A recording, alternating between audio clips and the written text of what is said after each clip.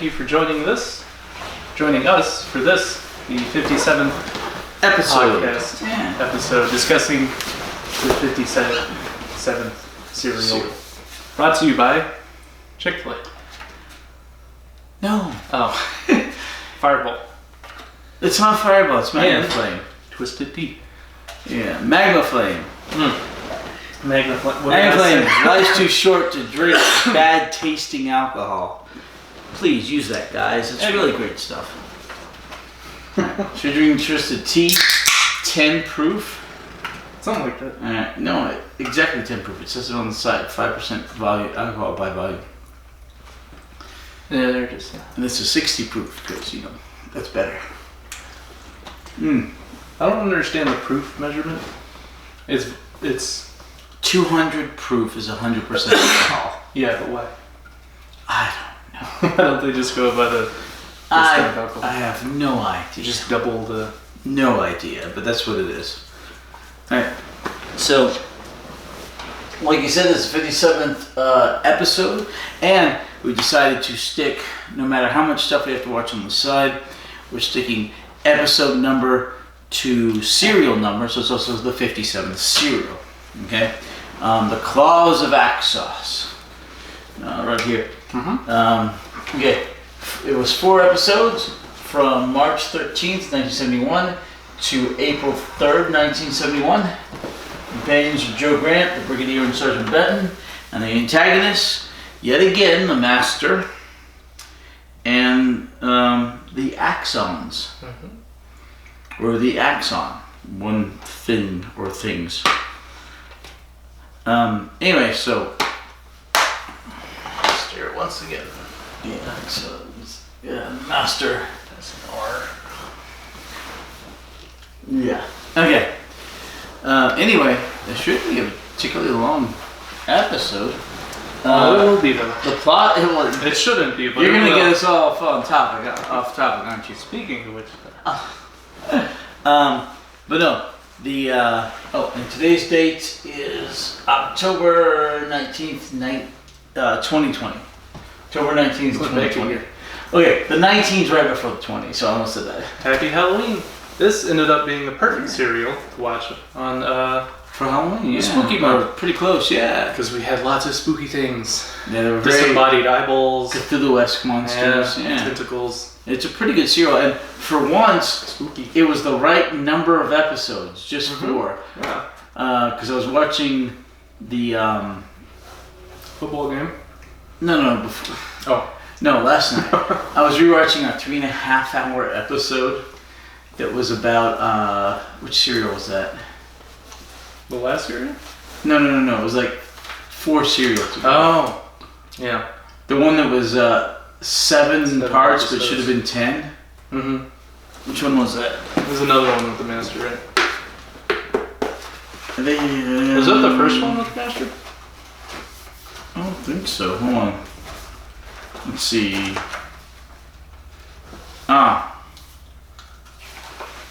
That one was the Ambassadors of Death. Oh. And it should have been 10 episodes, but it was 7.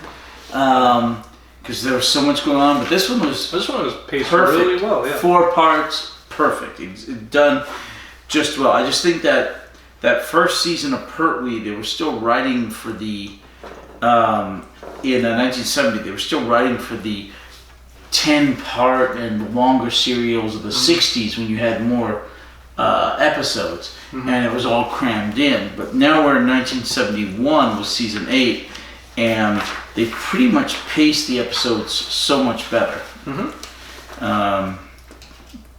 So anyways, that worked out really well. Some seasons have more episodes than others? Yes. The 60s had 40-something episodes a season. The 70s, you're sitting about 25 on average, 26. So the older seasons have more content.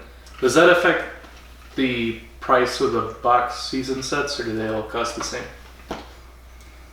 For the Blu-rays, so far they've been about the same. Oh.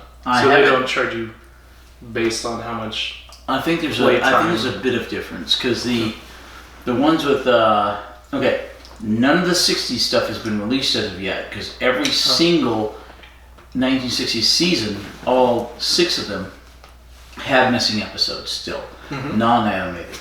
For the 70s stuff... Oh, so you just buy them by serial? The DVDs are all by serial. It's the Blu-rays that you see in between that are for the season. Do some serials with more episodes cost more than serials with less episodes? They did, a bit. Okay.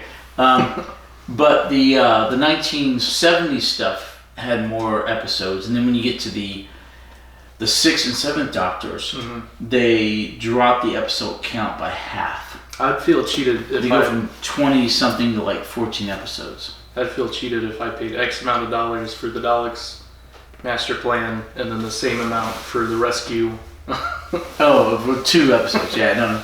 You're like, why do these cost the same? So I was wondering. It's gauged. It's not quite prorated, but there is a difference in price. Okay. All right.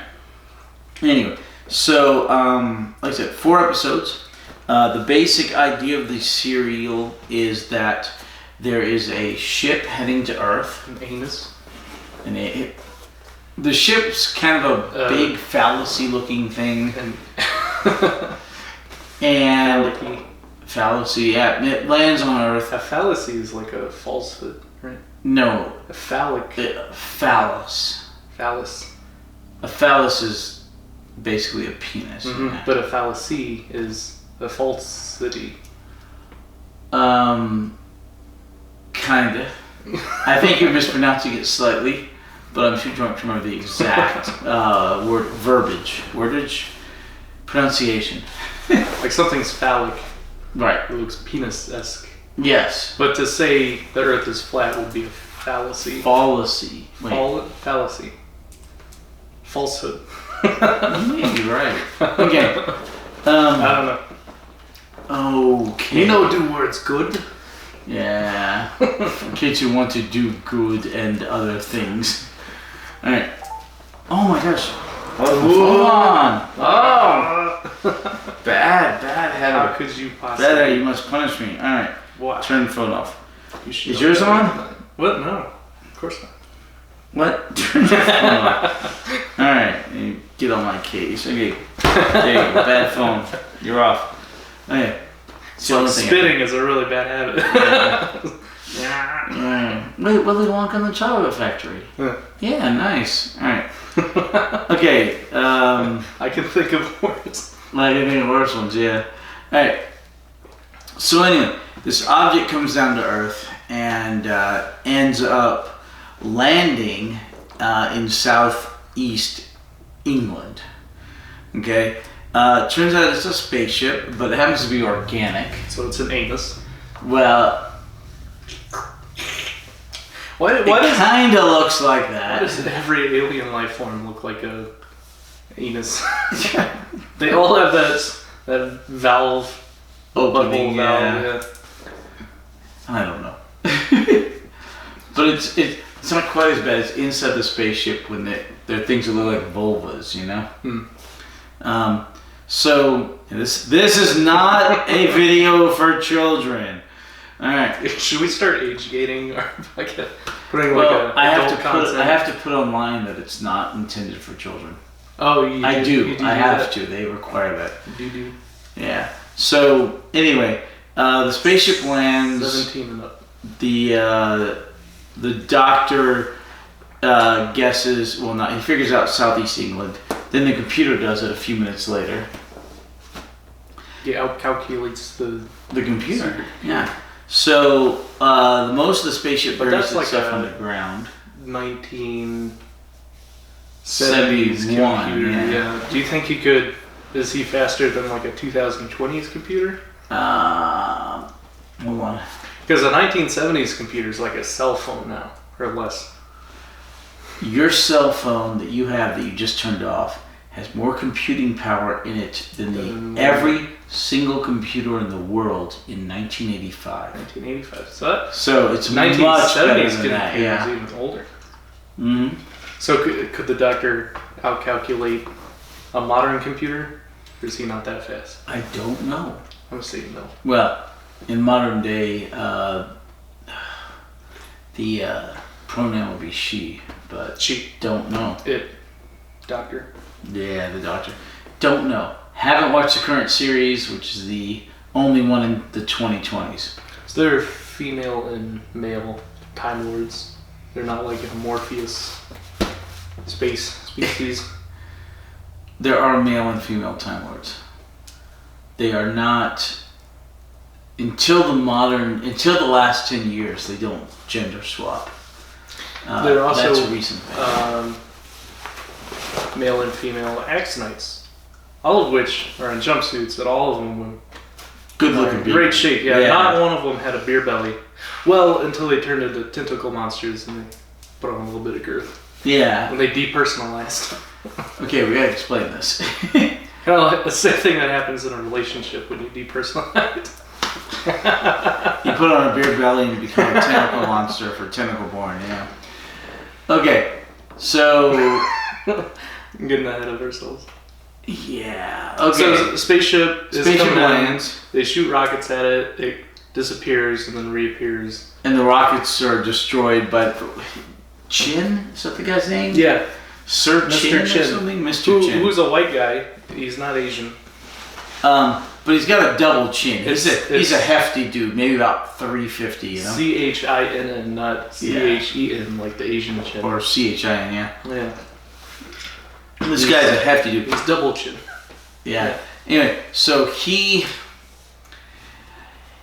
was in the Brigadier's office for some sort of meeting, and then... along with Bill Filer. Bill Filer shows up, who's an attaché. American. With the Americans, and it's a Brit doing John Wayne impression. A pretty bad American accent. Well, we consider it bad. I'm sure the British consider us doing a British accent, pretty bad normally. He walked in and was like, "Howdy, Pilgrim." Not quite, but not that bad. But you can tell it was a Brit doing American accent, but that's fine. That's fine. They don't hardly ever actually hire American actors. Even the people who play Americans are British, but it's their show, so it's played cool. an American in the last episode did a really good job. You are correct. He did a fantastic job. Filer doesn't do quite as good a job, but he's a decent actor. I really like his character. Yeah, his character was great. Right. So anyway, this thing lands, and Chin decides to take control over the Brigadier, even though Chin is Minister of Defense and the Brigadier is part of a unit, so it's not part of the Ministry of Defense.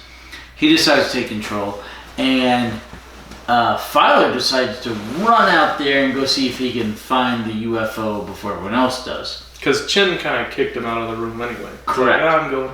He's so like, he goes to investigate. Good luck. Okay, while all this is happening, there's a hobo on a bicycle riding through the tundric. Just having a hard time. Yeah, riding through this sudden snowfall in the middle of southeast England, in the middle of whenever, and he's having a hard time, but he's all hoboed up. And he never gets a single sentence, does he? No, I don't. He never says anything. He kind of garbles at a bicycle that doesn't work.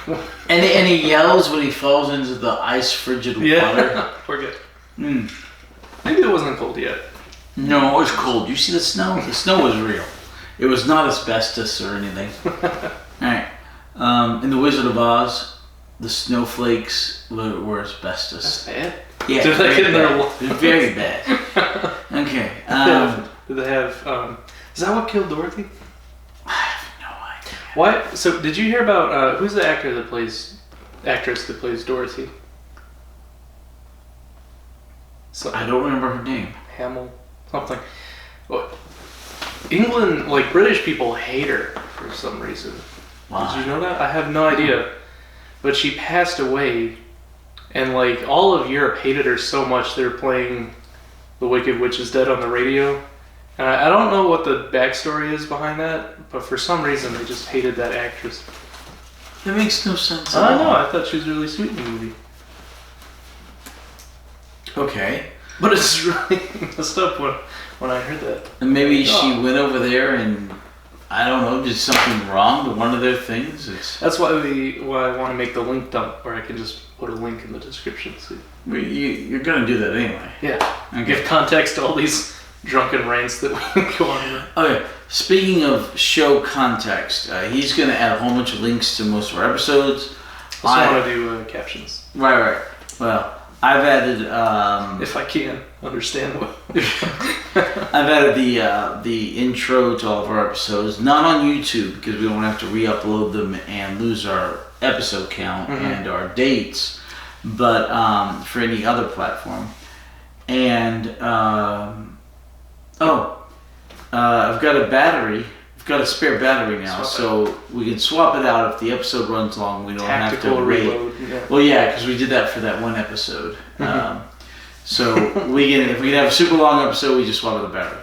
And we're going to make an intermission stream. And we're going to have the Doctor Who Heroes and Villains. That's a subsidiary of the Drunk Doctor Who podcast. Right, it'll be a separate series where we do much shorter podcasts about doctors, companions, and the enemies and stuff like that, where you can get all the information you need on a particular character that was made during Doctor Who, be it hero, villain, companion, whatever, and you can get all the information on them without having to watch through their entire story arc from our main broadcast. Yes. Yeah, and we may or may not be drunk for those. We shall see. We'll see. Probably. But anyway, so back to the main story. Yes. Okay. So, so the thing lands. It's organic. The hobo gets sucked into the thing through some sort of tentacle deal. There's a whole lot of tentacle porn-esque stuff in this. Organic translates into gross. That's gross. Yeah. It gets him in. And fleshy. Right. And then Bill Filer shows up and just barely ahead of Unit. Like Unit's coming down the road and he runs in. He gets sucked in by a tentacle thing. By the anus. Yeah. The anus worm. And anyway, so then Unit shows up. And you've got all of, you have Benton there, Sergeant Benton, you have Yates, you have the Brigadier, you have the Doctor, you have Chin, Joe. You have Chin, and who's the scientist? Hardiman? No, that was the government guy. Yeah, who's the scientist? I missed the scientist with the turtleneck. Yeah. I don't know. So, you got a scientist. Anyways, you have this whole crew. They have a mobile HQ. And apparently... I was distracted by cookies when they said his name. Apparently, this thing landed right by the British National Power Center. Okay. What was it called? Newton? N-U-T-O-N. And this thing provided nuclear power for a good chunk of Britain. So they're concerned about that. 10 to the 9th power megatons of... Right, that's a 10 with 9 zeros behind it. Probably with 8 zeros behind it. It's a 1 with 9 zeros nuclear power. Is it nuclear power? Probably. Yeah. So it's like 1 billion tons of power. It's a lot of power. Yeah. So, anyway, so there's some, there's some jockeying going on for who's in control, and eventually they decide, they hear that the Axon needs help. It actually sends out a signal, hello Earth, we need help. Right, a distress call, an SOS. And they all the people I just mentioned, decide to go into the Axon. The Doctor tells Joe to stay put. The Brigadier tells Sergeant Yates to watch her. You know he's not going to watch her. You know she's not going to stay put. It happens every time. If it's one thing Unit soldiers can't do is guard something. Or somebody. So they then go and the door opens up and they decide to all go in. And insert themselves into the anus. Okay. It's welcoming, there's foam. And this is about where the first episode ends, right? Mm-hmm. Alright, they go in. The doctor, Joe breaks away. That's where the episode ends, I think. When she hears Bill. Okay, so they go in. The doctor ends up getting some sort of sonic interference. He freaks out for a little bit. Goes, Brigadier, where are you? They were like running an analysis because his intelligence was... Right. They already did an analysis on the hobo and rejected him and consumed his life force. Yeah. They did analysis on Filer. Decided he was actually pretty decent. They want to hold on to him for investigation. They do it on the doctor and decide he's an alien, an extraterrestrial. They keep trying to examine him. In the meantime, Benton shows up and says, "Hey, we found a dead body." So Yates follows Benton. It's the dead body of the hobo. Anus must have like pooped him out at some point. Yeah, I don't know, or transferred him, but he's Yates, outside of the anus at this point. Correct. Yates touches him, and he kind of completely shatters. Spooky. Yeah. How many deaths so far? Just the one? Yeah, just the hobo so far. How many deaths total? We have 9 regular people, and then we have the clone. Okay. They died, and then some Axios people. At least 3 or 4. I don't know if they count because they're all kind of a hive mind of one bigger... One Axios. One body. One that died on the exploding Jeep. So 9 regular people, 9 humans died. 1 clone, and several Axions. Yes. All right. So pretty violent for 4 episodes. But not as bad as the... But the actual deaths depicted were people exploding. So it was pretty good. About even literally that one soldier. Alright. So... Alright. So, of course, Yates is gone with Benton, and Joe goes, "Hey, I'm going to go check it all out." So she leaves.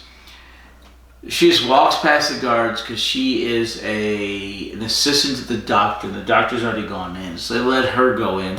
And she's looking around for Bill. She hears his voice. She kind of has a crush on him, or it would seem as such. Bill Filer. So she goes in, she hears his voice, and she's looking around for him, and then she sees a Cthulhu-esque tentacle monster, and that's where the episode ends. Yes. Okay. Episode 2. Can you twirl a pin? You know that thing that kids did in high school where it's been... They like... Sometimes. Sleight of hand things. Yeah. You ever see that? Yeah. I don't know if I can do it. I can't do it. People do that with hot dogs. I can cut cards with one hand, and that's hilarious. Cool. That is cool, yeah. You do that with magic cards? I can, they're the same size as regular cards. When are we going to have a poker night? January 9th. Okay.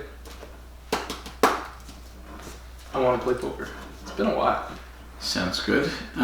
We might try before then, but if not, that's a good night. I'm just this nerdy, geeky person. I want to have like a genuine guys' night experience with like a bowl of pretzels, a cigar. Some strippers. Poker. Well, she's cute. Alright.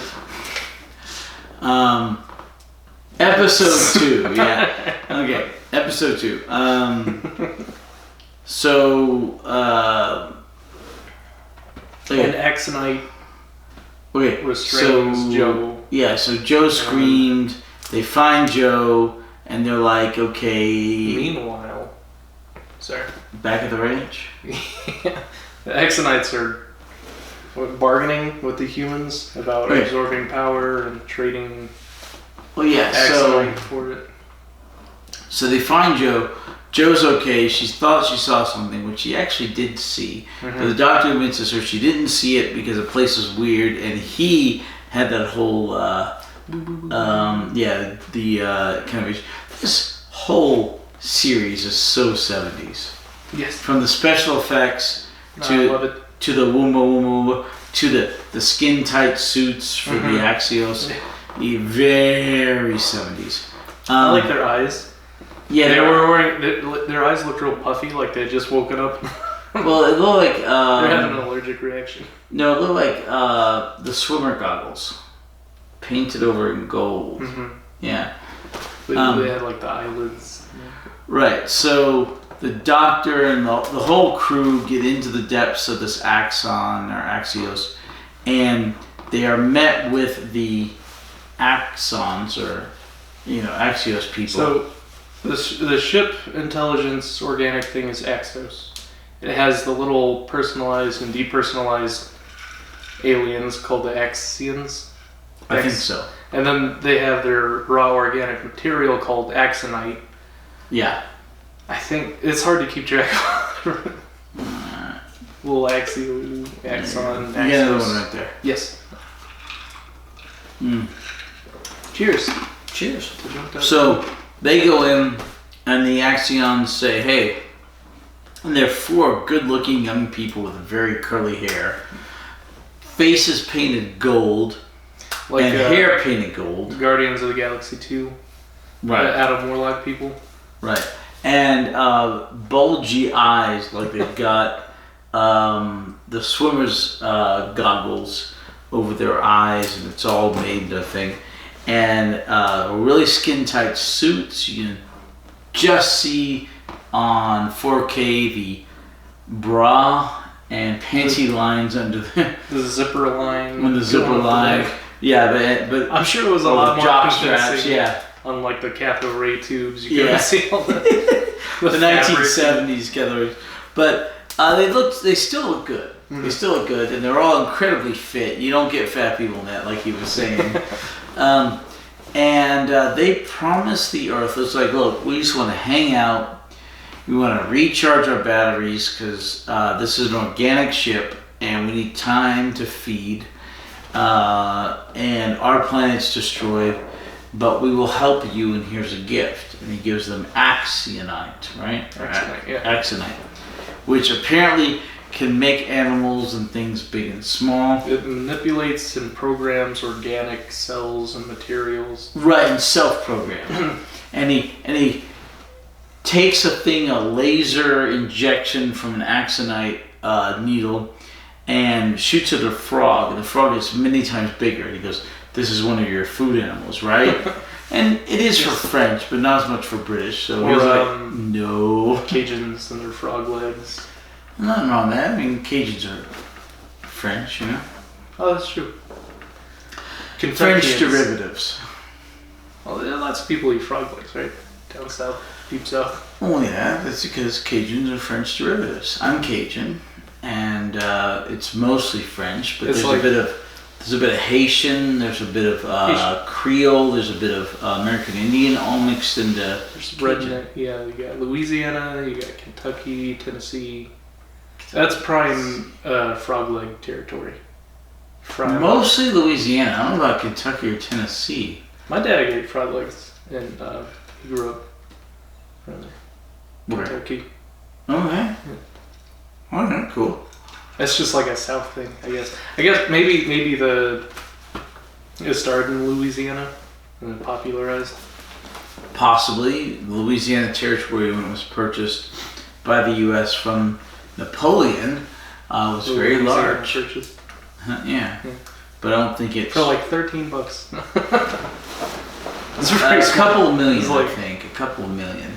Not a million. But that was a couple of million in $12, not like today's dollars. That wasn't a million. It's like 1,000. No, it's a couple of million. Fine, turn on your phone, check. But that was at 18-something dollars, $1812, $1808. Like bloody Thomas Jefferson did that. Yeah, Thomas Jefferson. Oh, you're right, 15 million. Thank you. Is that adjusted? No, that is $15,018,12. Oh, that's more than I thought it was. Okay. But that's where like a third of America came from. Yeah, about a quarter to a third. Like the middle third of. Yeah. Well, okay. So 150 million. There was the original colonies, 13 colonies. There's a bit of expansion. Then there was the Louisiana Purchase. the Gadsden Purchase, which is just a little bit southwest, and then there was the expansion into the west, claiming all those territories. And France did that Manifest Destiny. Right. No, we did the Manifest. And then there was the Spanish-American War. We got Florida out of that. And Cuba. France? No, sorry, not Cuba. Puerto Rico. Yeah, Puerto Rico. France sold all that territory because they were broke at the time, right? Well, Napoleon needed it for his European conquests. And we bought Alaska from the Russians. That's right. Yeah. So we bought a lot of territory. We should sell it back. No. Except California. We can sell it.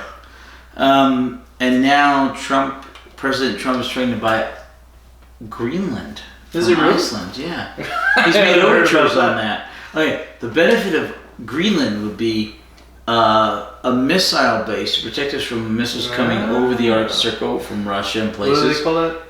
That was big in the Cold War. Star Wars? Like anti-missile. Yeah, but also the mineral rights in Greenland and around Greenland for all the oil would be fantastic. Yeah, in the Arctic Circle. Yeah. In the Arctic. Yeah, so because you get like 10 miles outside of the zones, or 15 or something. Coastal. Yeah, and Trump's made overtures to purchase it because Iceland, who owns Greenland, or is it Denmark who owns Greenland? I think it's Denmark who owns Greenland, loses money keeping Greenland every year. But it's so much closer to us that it would be so much worth it for us to do. I haven't heard of that. Yeah, but yeah, we bought lots of territory off of other countries. And they get super easy to vacation there. Not that you really want to. It's pretty cold. Yeah, There's only like a springs. couple months a year you'd want a vacation. They have hot springs. Wait, Iceland has hot springs. I don't know about Greenland. Oh, I'm thinking of Iceland. Yeah. I saw a thing where Zac Efron went to Iceland. Okay. He was researching renewable energy and stuff. Okay. And water. All right. Back to the show. Okay. We still on episode 2? Yeah, we're still on episode 2. Okay. So, oh my gosh, where the heck was I? So, anyway, while inside the Axon, Filer ends up bumping into the Master, who we know from every other serial this season. Mm-hmm. And it's the little Master. Yeah. And the Master says, hey, because Filer's got a gun, because even though he's in the United Kingdom, he's an American attaché. He gets to keep one, or at least presumably for the show. And he's shooting at the stuff. And the Master's like, you gotta shoot that ganglion over here. What is a ganglion? Kind of a droopy thing. Yeah, I don't know. A ganglion. But, you ever see a human with a ganglion? If you're doing here, that would be... the arm flaps. They have a different name. And right, the turkey neck thing, that's a different name. I don't remember what it is. But there's some people attracted to that. Giblet? There are some people attracted. I don't get it. They must really like turkeys. I don't know. But anyway, so she's at the ganglion. The Master and he try to make a break for it. Mm-hmm. They get caught. They don't make it very far. Right, they don't make it very far. The Master's like, hey, I kept my part of the bargain. You should let me go. It shows he's in league with the Axions. Mm-hmm. And they're like, well, you haven't finished your thing. He says, look, I know the Earth. I know these people. Let me go. And they're like, we'll let you go. Does this look like a TARDIS control? Wait, you don't do that. You know the TARDIS controls in there.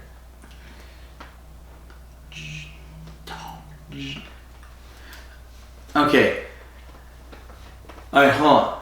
Back up a little bit. So, Chin was presented by the Axions with Axonite, like we said, could increase and decrease the size of animals, amongst many, many other things. Chin made a deal with them so that the Great Britain, or sorry, British government, not Great Britain, but just British, would have the worldwide exclusive rights to it. And the doctor's like, no. And he says, well, I'll do it anyway. And he cuts a deal with them.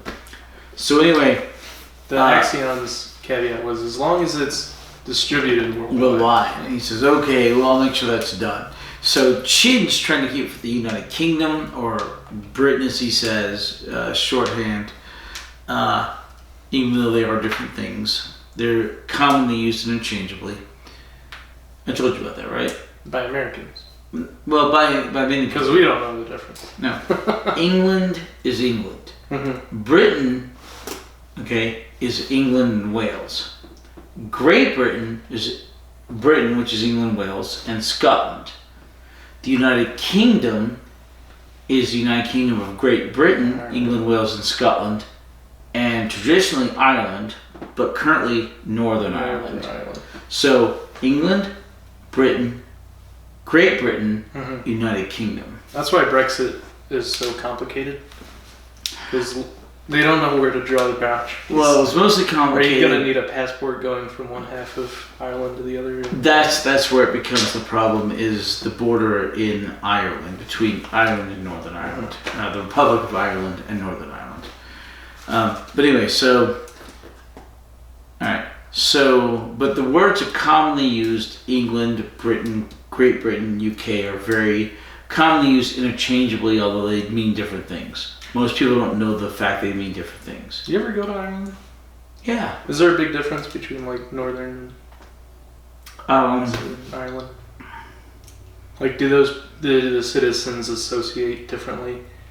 Do they like being owned one half in the United Kingdoms and one half?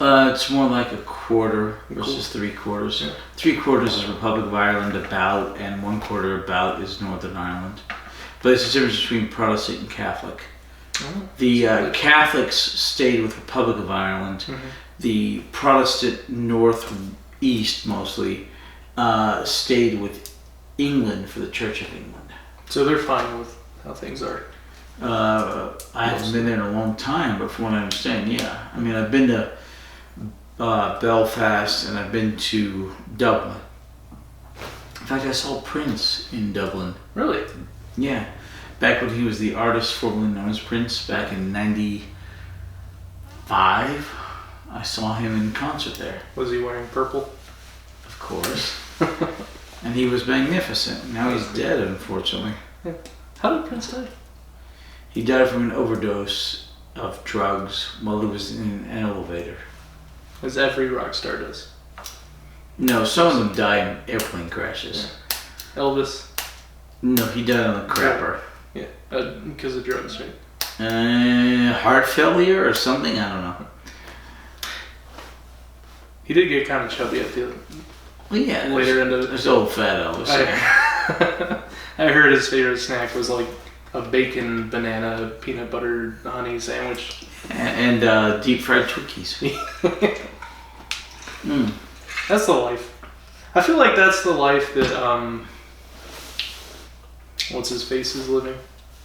What's his face? Happy Gilmore. Adam Sandler? Adam Sandler, yeah. He doesn't care. He has so much money. You see how he dresses? He's a celebrity that doesn't care what he's wearing. I can go with that, but I have no idea.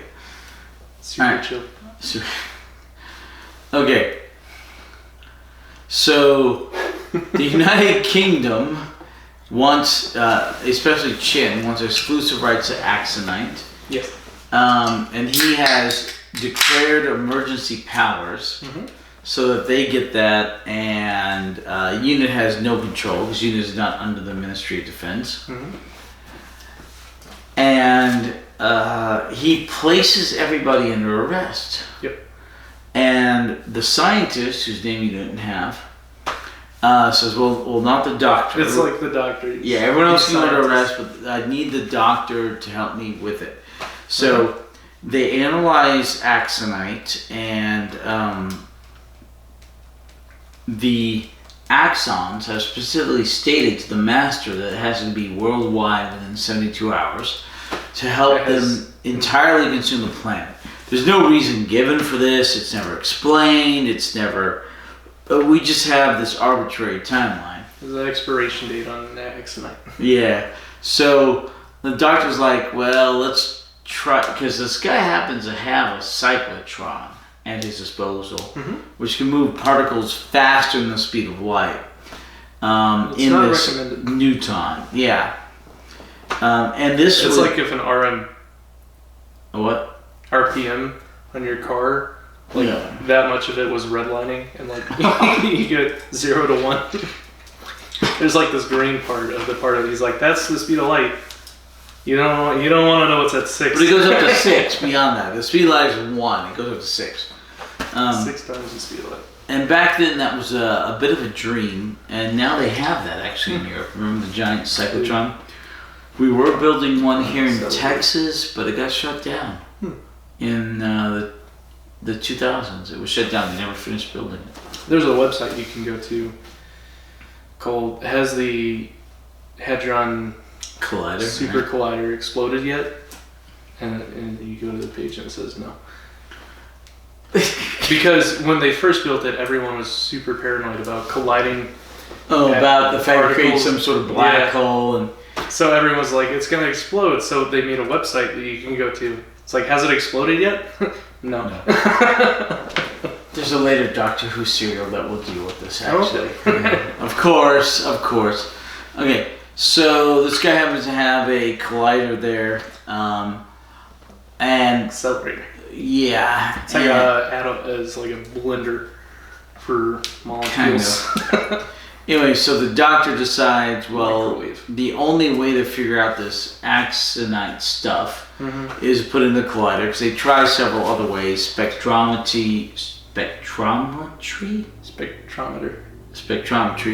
Might as well use a magnifying glass. Right, and several other things, and it doesn't react. His explanation is something I don't understand. He's like, put it in the accelerator, turn it up to light speed, it'll break off some molecules. And they'll examine themselves. That will force it to examine itself, and you just read the printout. He's right, well, because it's a self-examining, it's an intelligent it's a molecule, program. Supposedly. The doctor's explanation is just, print the readout.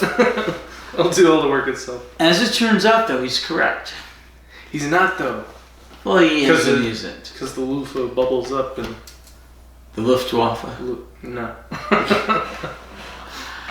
Alright, so towards the end of the second episode, the doctor decides to put the axonite into the into the collider. The scientist was like, no way. Yeah. You're not doing that. He puts it in there anyway. I'm going to the bathroom. I'll be right back. Yeah, he's recording himself. He says, if this thing explodes, this is what not to do. Literally. And it turns out that he's activating it at that time. He's feeding the cycle. Right, he's causing it to activate. But the problem is premature. The axonite has not been delivered worldwide. Yes. So the Axions send a bunch of Cthulhu-esque things, Axions, who don't look like the perfect people that they were before. Depersonalized. They depersonalized. Which means they're depersoned. Right. Sends them to recover to recover the Axonite. And they do. And okay, wait. We forgot to talk about the cloning of Filer. Meanwhile, okay. You do that. I'm going to the restroom. I'll be back. They still have Bill Filer. Well, it's cloned. Wrapped up by tentacles. They take him to the cloning facility. Because Axonite can like reprogram cells and manipulate and reproduce stuff. They make a visually perfect clone of this American government agent, Bill Filer.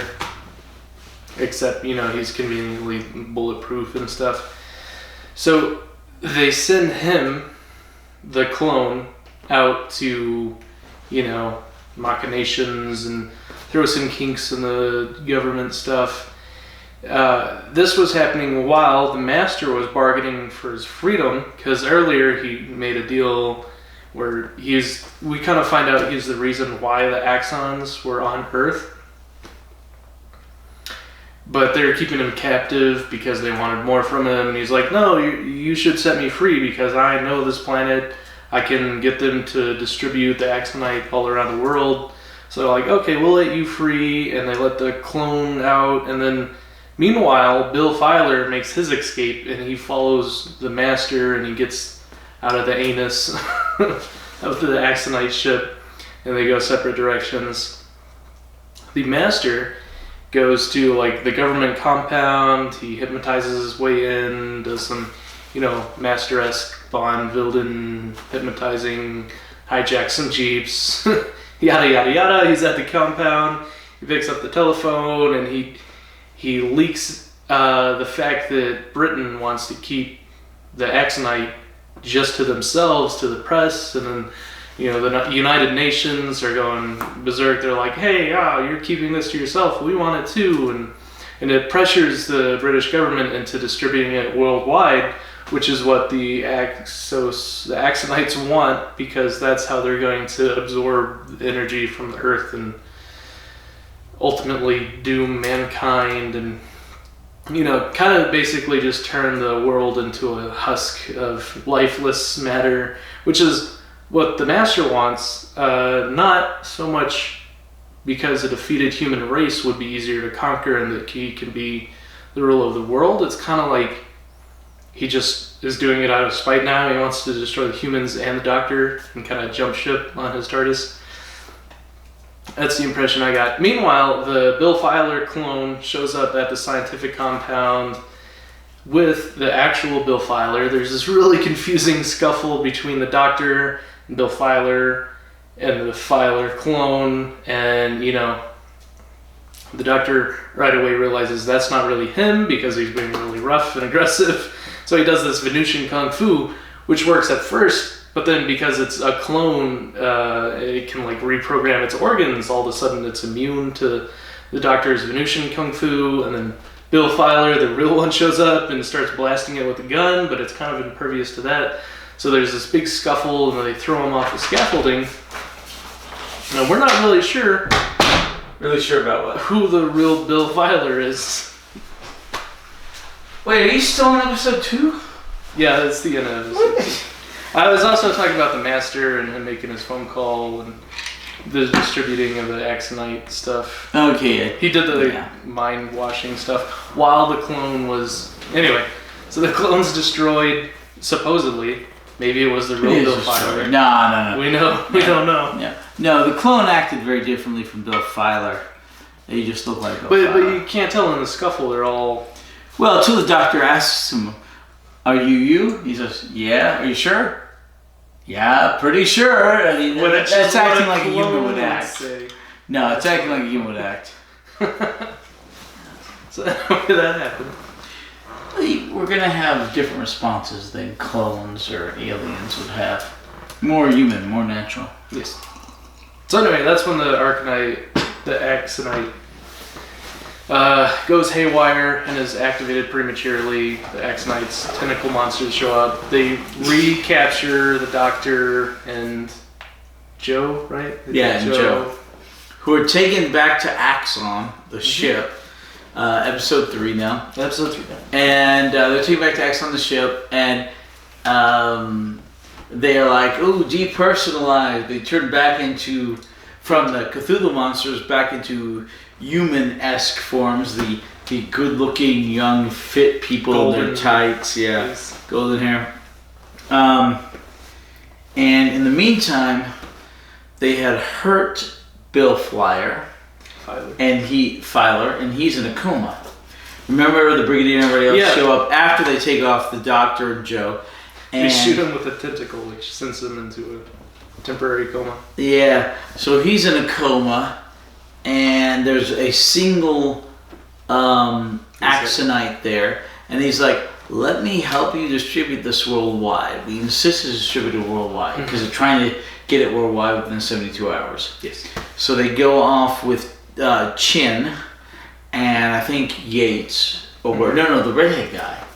Is that not Yates? Yates is blonde. But that weird redhead guy we hadn't seen before.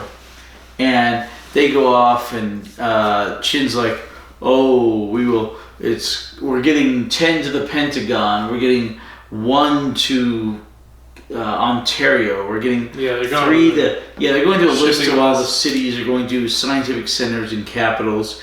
And they mentioned a couple, I don't know. I don't remember them. But they don't mention a bunch of the big ones because it's supposedly a long list. There's only a few. You got the tail end of it, yeah. Yeah. He says, okay, well, that's all of them.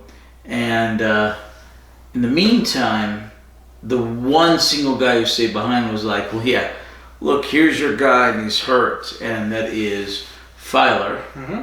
And the brigadier's like, well, take him off to the med bay. Because even though the brigadier's not in charge, currently Chin is due to special powers. They take Filer off to the med bay. They send a searching party for the doctor and Joe. And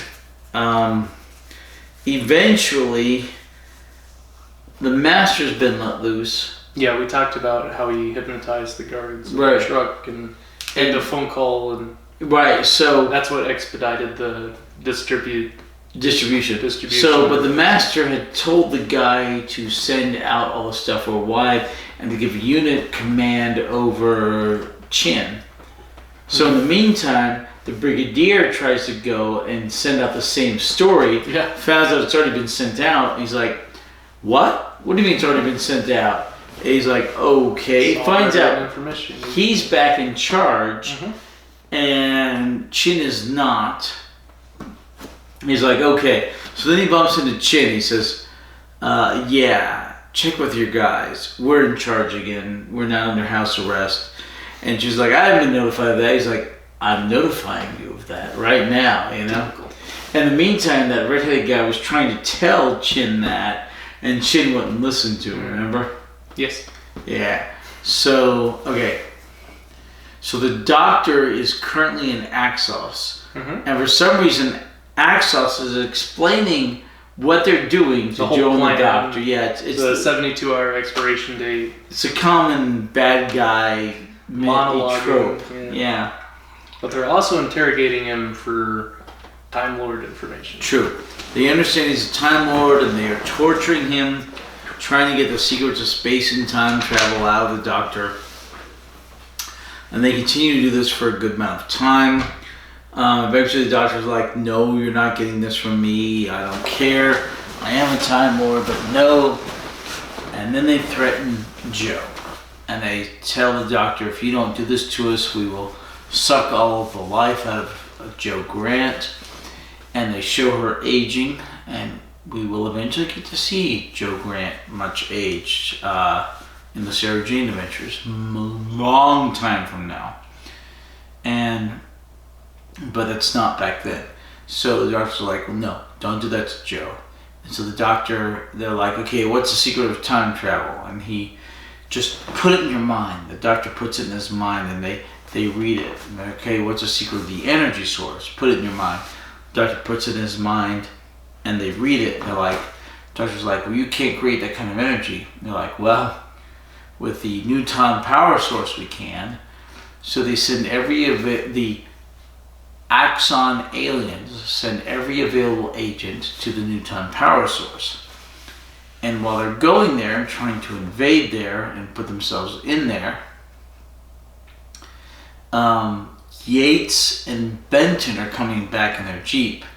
And it's funny because they come into a couple of the aliens, Cthulhu-esque aliens, they run through them and the aliens dive aside. And they come to like 4 of them. And they have to veer off the road. There's too many of them to run through. And they end up going, and a couple of the aliens jump on the Jeep. And Yates is firing at him, and Benton's driving. And Yates finally says, jump, because he throws a grenade into the Jeep.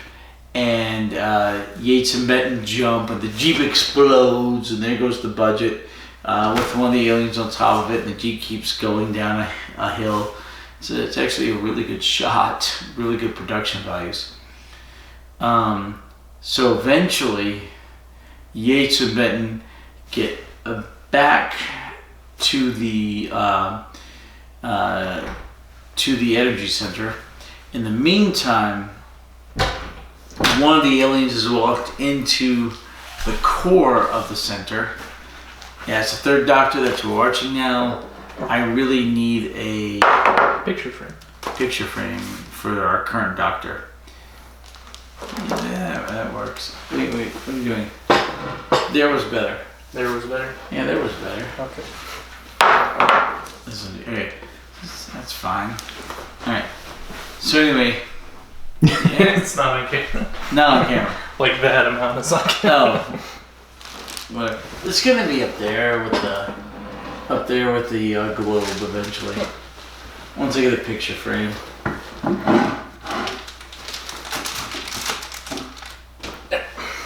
How's that?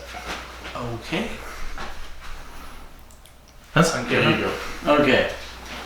So eventually, the master. Cheers.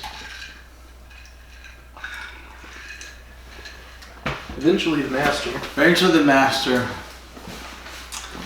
has gotten into the doctor's TARDIS. The doctor's TARDIS is an absolute mess. Looks like a teenager's bedroom. He's been tinkering. Yeah, it's like my bedroom it's right bad. All wires are everywhere. It's just a complete mess. Master's like, I need this to escape this planet. Okay, and he starts working on it. So eventually he gets it more or less fixed. So some cable management. There's a whole lot of cables. He gets it more or less fixed. He comes out, and when he comes out, because the doctor's TARDIS is in the control center. What's it called? Tunok or Tucon or.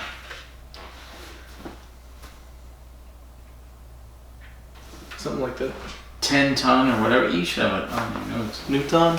Newton. Newton. Yeah, because it's in the Newton Control Center. N-U-T-O-N. Yeah.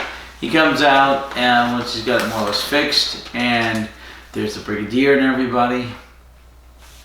At this point, the alien is in the Electrical Control Center, and he is absorbing and sending the power back to Axion, because it's all part of the same organic entity.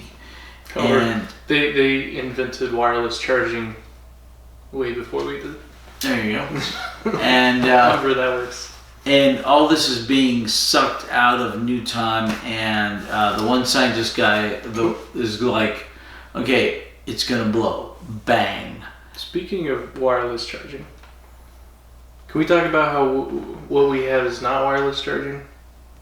It's like still plates that need to be in. That's not wireless. There's no wires, but it's still in contact. It's not like I can stand here and my phone be charged from over there. Afterwards. It's kind of like how hoverboards have wheels and they don't really hover. What? You know the hoverboards that we have? I don't know the hoverboard. They have wheels on them. But they call it the future too? Yeah, that's what a hoverboard is supposed to be. But what we have are like these weird little things with two wheels, and they call them hoverboards, which is maddening because they don't hover. Again, afterwards. Okay. All right. You're keeping me on topic today. I'm trying. You said you wanted to get out of here. I do You have gotta be an at early work shift, at 8 a.m. Yeah. Oh, no. I'm trying to keep this from going on to the second battery. Okay. Alright. We're like a half hour in?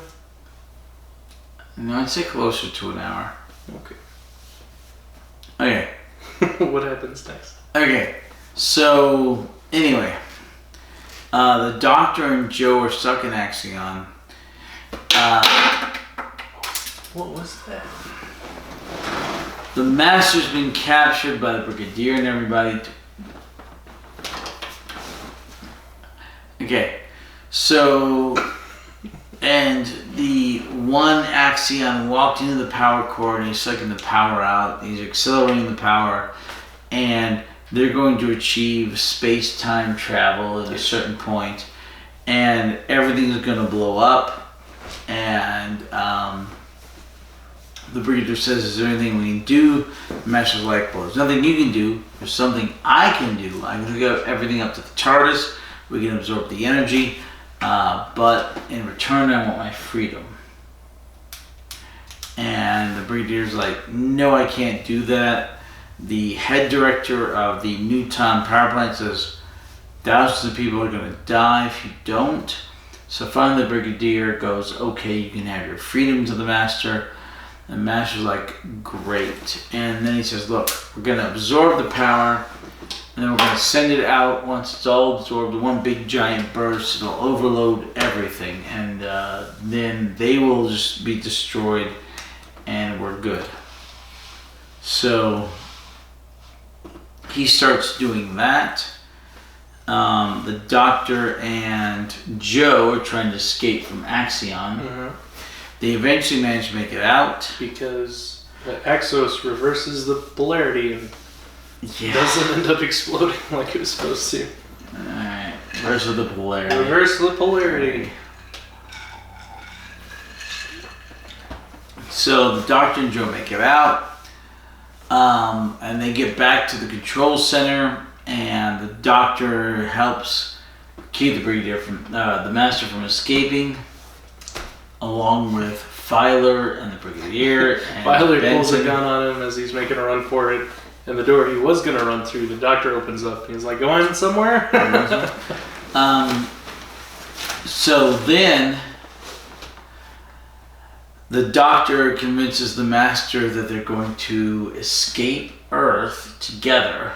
Mm-hmm. And he convinces the Master to help him finally fix the TARDIS control system. We see the true nature of the Doctor. Well, as he he's being betrays devious. Joe. He's being devious. He's betraying the Master. Because the Time Lords have blocked the knowledge of spatial integration or whatever from the Doctor. Mm-hmm. And so the Master's fixing the control TARDIS. The Doctor says, well, I'm going to get some calculations for our projected path.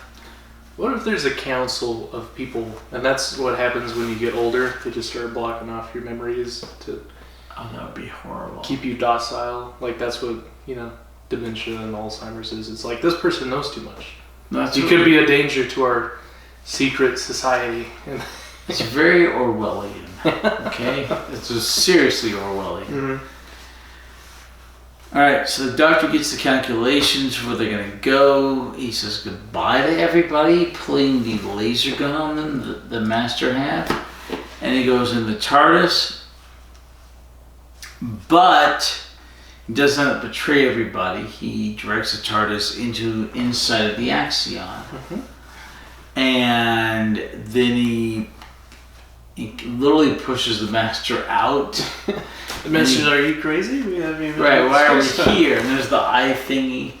And the Doctor's like, well, look, we give you this planet, but we want to link up with you, and that's good, and it'll help us all control the universe. Mm-hmm. So the Master wants to go to his TARDIS. He's stopped by a force field, and then everything threatens the Doctor. The episode ends. Episode 4, the Doctor convinces them that the link up is good, and he links up the TARDIS to the... I think the end of episode 3 was when they get in the TARDIS. When they get in the TARDIS? Yeah. Oh, and then... sorry, so we're just in episode 4. Episode 4, they show up in the Axios. Right. So they go in, and the Doctor convinces Axios to allow him to connect it to the TARDIS. We will give you the secrets to unlocking space-time travel by linking you to the TARDIS, and then we will be linked to Axios, and we'll help you rule the universe. Right. The Master's not convinced. Be part of the organization. Right. The Doctor links everything to TARDIS, but the Master runs off, gets into his TARDIS when the emergency happens, because it was a big emergency. Klaxon. He gets Klaxon, right? The Master gets into his TARDIS, flies off. Clacks off. Right. Okay, so... Whatever happened to those clap-on, clap-off lights? I don't know. They probably still exist. Yeah, that's useful for old people. I don't want to get up and turn the lights off. Right. I feel like that's a technology that never quite took off like it should have. Well, it did for a while. It did, but I guess people were turning the lights on and off by accident. Maybe. Okay.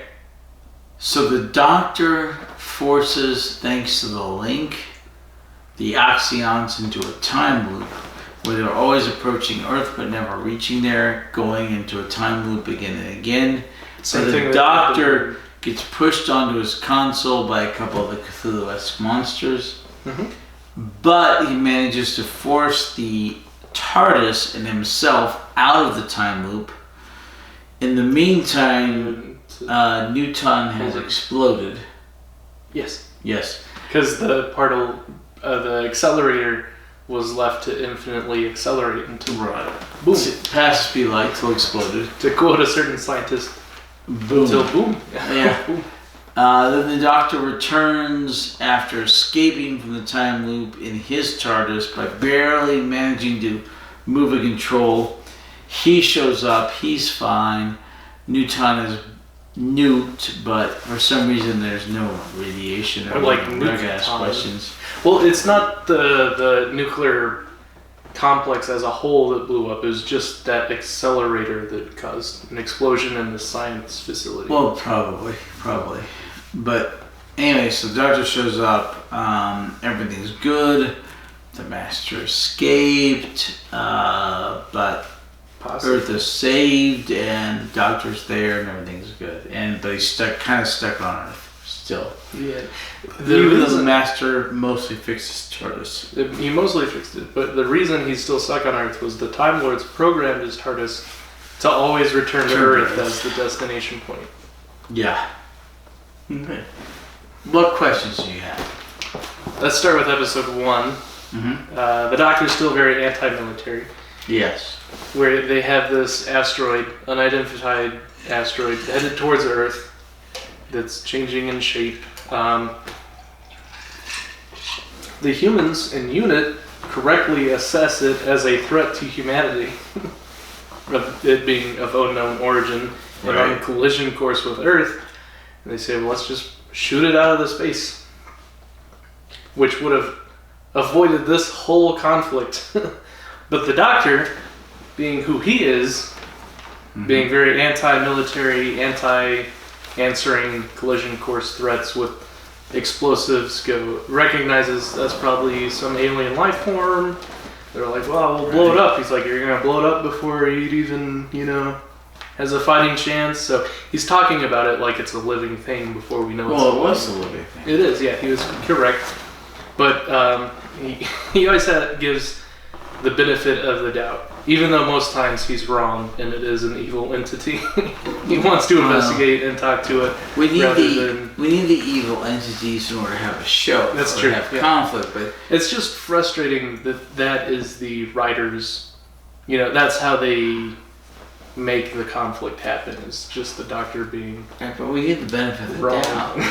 It's the Doctor gives people the benefit of the doubt until they betray him. Yeah. My point is he's anti-military and he always gives the evil a fighting chance because he doesn't agree with the Brigadier's threat assessments. The Doctor is very military. There's something around that. He is always very anti-military. He doesn't like that mindset, and he always wants to give the benefit of the doubt, negotiate before he has to destroy anything, and that does not change. So the Axios lands, and then the Doctor's like, "Here's your threat. It's this intelligent." He says it sarcastically, like, "Threat. This is your threat." Meanwhile, it's absorbing people and discarding husks of homeless. Right, and he says, "Here's your threat," when they look like the great golden gods, the great. He says, "Young people gods." This is your enemy. But it turns out they're the Cthulhu-esque tentacle thingies, and what's the thing? And the Doctor was wrong. Yeah. Futurama. yeah. Voidberg. Dr. Zoidberg. Yeah, but no, the Doctor was wrong. I mean, if they could have shot it out of the sky, they should have, but they didn't. Yeah. I mean, the Doctor was wrong in this case. The Doctor can be wrong sometimes. Well, most of the time when it comes to being anti-military. Big guns is always the option. Okay, it's a long series of episodes, but yeah. That's why just this specific Doctor isn't necessarily my favorite. He's very, against the grain, whereas, someone like Troughton was very off the cuff, and, he'd find the resolution to problems that other people caused, rather than the direction the writers took this Doctor is sometimes he's the cause of the problem and then he has to fix things by interfering in the first place, which is, it's a cool character development to see someone being not perfect and then having to deal with the consequences of their actions, kind of. So it's nice, but it's also frustrating that it keeps, he keeps disagreeing with the Brigadiers. You've seen Hartnell, Troughton, and Pertwee, the first 3 Doctors. Who's your favorite thus far? Troughton. Troughton's by far my favorite. Okay. He's very goofy and fun-loving. He's my second favorite. He's very entertaining. I loved his demeanor and his facial expressions, his canter, and his whole character and his personality. He could be serious when he needed to. He could be, fun. And Hartnell was good. He's probably my second favorite. He was pretty gritty. He's kind of aggressive sometimes. He's very stern, but he's, rational. He had like gravitas. And then Pertwee seems very short-tempered and pacifistic to a fault. Well, we're not done with him. Yeah, we're not done. We've got a long ways to go on Pertwee. But so far, my favorite is Troughton, Hartnell, Pertwee. Okay, and that's reasonable. That is reasonable. But we've got another 3.5 seasons of Pertwee. Yeah, so maybe that opinion will change. Because Troughton was kind of annoying at first because he was too cartoonish and he's pulling out the recorder and is kind of a little over the top. And then they kind of dialed his personality into where he ended up being my favorite so far. So. Well, yes, and that's awesome because he's my second favorite Doctor of all time and I've seen them all. But when he first shows up, you're like, this guy's almost too silly. Yeah, he looks like Mo from the Three Stooges. That's a good comparison. Okay. All right. Next question. Oh, let's go over the Master's motive. This is what I was kind of ranting about when you're in the bathroom.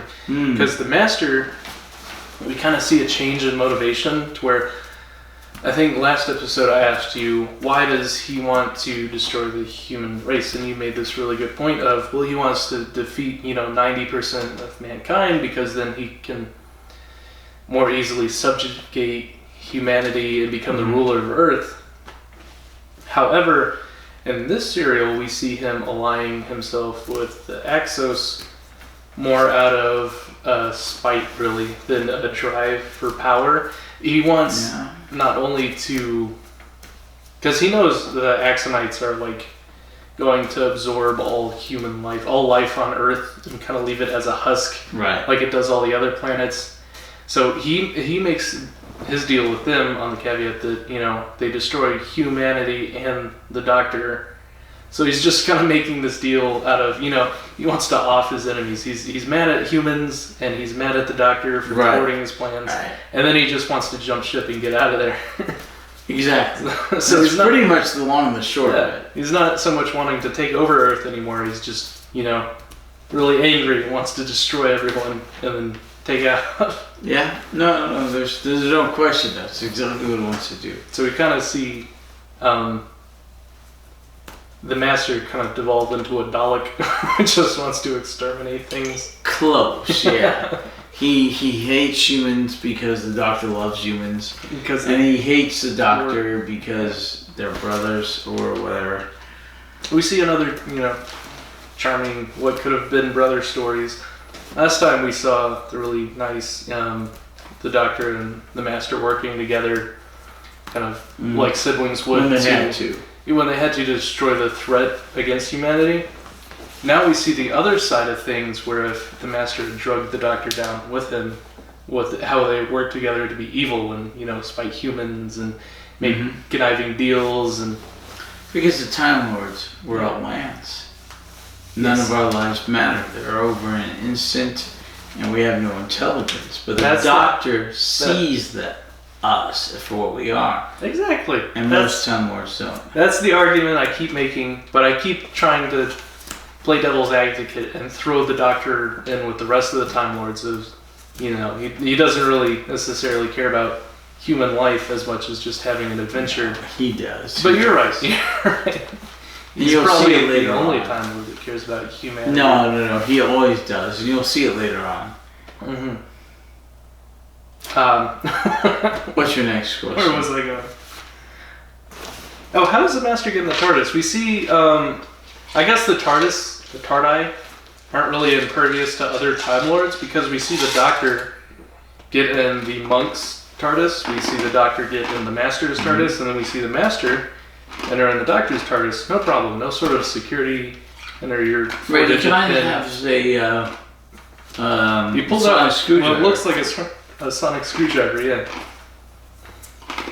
So That's not explained. something about the metabolism detector. It detects a Time Lord. It's like, We don't. Okay, it would explain how the Doctor got his TARDIS in the first place. true. Okay, true. But he pulls out like a sonic screwdriver. It's never explained as a sonic screwdriver. I bet it is. But he just does it. It works, and it gets in the TARDIS. Seriously, that's it. That's all it's ever explained. Does the Master have a sonic screwdriver later on in the show? Not that I remember, but I could be wrong. So that could be like That a thing that's unique to the Doctor rather than all Time Lords having. Well, We do see the Doctor using a Time Lord weapon for the first time. He steals the Master's laser gun and he shoots an Axios person with it. the Doctor occasionally uses weapons, Yeah. not very often. I was excited Well, because it's like the what could have been story of. remember the first Doctor used his shillelagh to beat His the walking Roman stick, guy. yeah. Yeah. But that's not like a Time Lord weapon. No. And this Doctor uses the Time Lord weapon on people. You see, And the fourth Doctor occasionally actually uses a proper gun. oh, The Doctor does occasionally. Yep, that's the fourth Doctor. that's why he's your favorite. It was my favorite for many reasons, but yeah. But we see, you get this sense of the Doctor, and he's your only impression of the Time Lord. He's very pacifistic, and he doesn't use any violence most of the time, except when utterly necessary. Mm-hmm. And then you see the Master show up, and he's planting bombs and pulling out, different shrink rays and laser guns. And you're like, cool. The Doctor is mostly pacifistic. But Technology he uses weapons when he has to, except for the fifth Doctor. The fifth Doctor is almost completely pacifistic. It's an aspect of his Time Lord, of his regeneration. Is that frustrating to watch? Sometimes. We'll get there. We will get there. We're on the third Doctor. We'll get to the fifth. Sometimes, a little violence is necessary. Exactly. For the greater good. So it can be frustrating Exactly, when you yeah. see someone,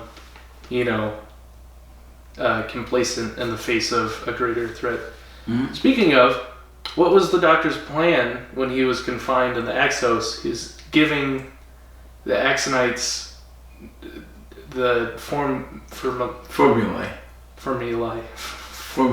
formulaic expressions Formula is singular. Formulae is plural. the formulaic expression for time travel and the energy requirements, and they are doing it. That he goes into it thinking that they don't have the power requirements, and then they throw a wrench But in he's his trading plan. that for Joe Grant's life. Yes. Meanwhile, putting all of time-space continuum at risk by unleashing. Well, he didn't think they had the power to do it until they told them they could they tap can into draw a on new the time. hive Right. mind of Exos, and they did have enough power to achieve space-time travel, and they were 75% there until Right. someone else thwarted the plans when they overthrew The Master. The Master Yeah. reversed the Versus the polarity. the energy. He stored the energy and then overloaded their circuits. At that point, what was the Doctor's plan? Was he just sitting there thinking, "Oh no, I just released the Axos into all of time, space"? We will never know. He was kind of hopeless because he himself was surprised when it went from 75 to down, 70, yeah. 65. He's like, "Well, that's handy." We don't know. We literally don't know. Because that would have been bad. And Yeah. all timelines would have been Yeah. infested with the Axos. Yeah. Speaking of, we have this specific Axios ship stuck in a time loop forever, continuously looping through time. But the Axios, we've learned, is part of an infinite entity, hive mind intelligence that has taken over the outer reaches of numerous, innumerable planets. No, it left those. Oh. So it's just the one thing. Then where was Hopefully. it drawing the power from when it didn't have enough power? It's drawing it from other planets? No. Well, it drew from planets that it consumed, and it was running out of energy when it reached Earth. So how was it then able to draw the power needed to... From Earth. Oh, Through from the Earth. Axionite. Oh, that's right. Okay. I was wondering if they were going to make a return because maybe there's still some on the outer reaches of space. They never do. But I guess their main thing is in the time. Yeah, they never do. Alright. That's that question. It's a one and done. And that's Thus far. That's all my questions. That's it? Okay. 4 episodes. Alright. Okay. We will hopefully see you again soon. 3 weeks from today? 3 weeks from today or so. We're going to work on our heroes and villains. Mm-hmm. You need to work on that. Yes, we're going to make new title cards, right. and mission And cards. we'll do that. Maybe create a backlog of... The decision to tie ourselves to the number of serials based on... very explicitly means we will only have X number of episodes. We can't do extraneous episodes. So we will watch other things on the side, but compile them in to our episodes. Which means we're going to have them. long podcasts. Right. So some podcasts will be, here's our podcast for this serial, intermission. Here's our podcast to watch this serial, which was animated, or this spin-off which was done, especially when we get to the 21st century stuff where we watch 1 hour of Doctor Who, an hour of Torchwood, an hour of Sarah Jane Adventures, or whatever, to keep it all into the same thing. This decision means that there will be a lot of compounded episodes, but that is fine, and we are good with that, and we will do the side stuff as necessary. And we hope this helps you, because you will have the Doctor Who serial names and serial numbers in every episode and can glean it from there, and we will not have infinite stuff to go upon. Yeah, leave us a comment of what you think. Yeah. Seriously. I mean, any suggestions? We've got like 4 comments out of 57 episodes. Yeah. We're not doing this to get a big following. We don't care. We are having fun. We are getting drunk. That's my excuse. Yep, exactly. So thank you for being our enablers. Exactly. If you're watching this, thank you. We will continue doing it because we enjoy it. And if we ever do gain an audience, awesome, It would be nice to have a community and people to interact with. Yeah. Discussion forums, comments. Yeah, that'd be cool. Maybe live streams, chat going on. And we're going to continue improving on our videos. We're going to get better titles, better sound with the soundproofing of the room. Yeah, we're going to fix sound the around the echo. I'm going to eventually get the better microphone. It's all good. We're trying out different mic arm configurations. And I put that down there. Oh, underneath the I'll get that TV. out of here. Yeah. Unless we ever need it. We're working on it, but we're having fun. Experimenting. Anyway, anything else? I think that's it. Anything you want to add? I'm good. All right. Thank you for joining us. Goodbye. We'll see you next time. What's our outro theme? Episode. We don't have an outro theme. Beatbox, Hatter. You do that. All right. He's our outro theme. Goodbye.